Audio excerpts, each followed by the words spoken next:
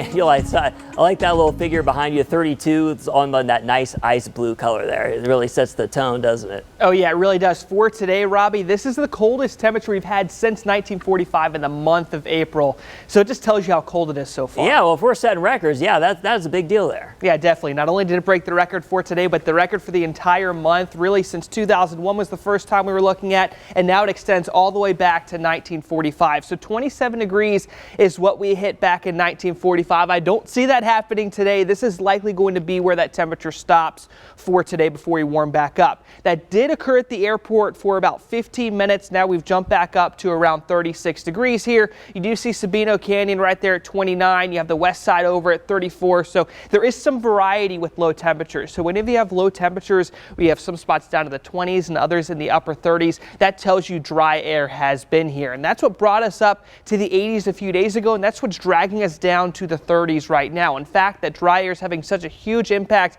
on Wilcox. They're down into the teens. Douglas, you were down at 20 not too long ago, 23 for where you are to start things off. High temperatures are going to be looking very different. So yesterday we stopped in the upper 50s. It was pretty windy. You needed that heavy jacket all day. At least for today, I do think that lighter jacket's going to be needed for the first part of the day. And then as you get into the afternoon, probably no jacket at all, because we are going to have some spots as high as 70 degrees once again today.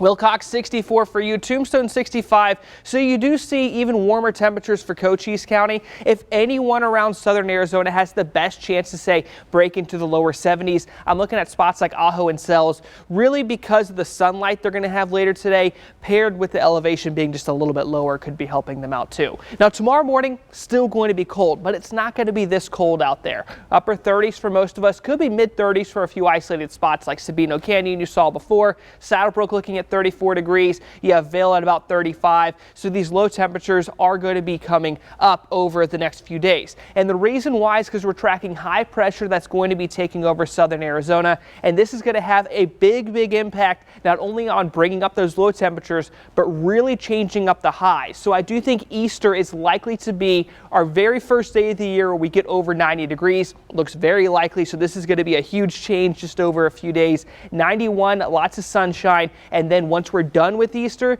95 for a high on your Monday afterwards. So that will break Easter's record and be reaching at 95 before we have a couple days in the 90s after that. Now, if you track the lows right here, again, 32 for this morning, 38 for late tonight, right back to 50 for a low temperature for early on Saturday. So if you are waking up early to go to, say, a kid's soccer game or go hiking, still that light jacket is going to be needed, but you can probably get rid of that pretty early in the day. That was weather. Let's go ahead and check out traffic before you head on outside today. And things are still looking pretty good across the entire city of Tucson. No reports of any kind of wrecks, at least anywhere that we're seeing here. But I want to turn your attention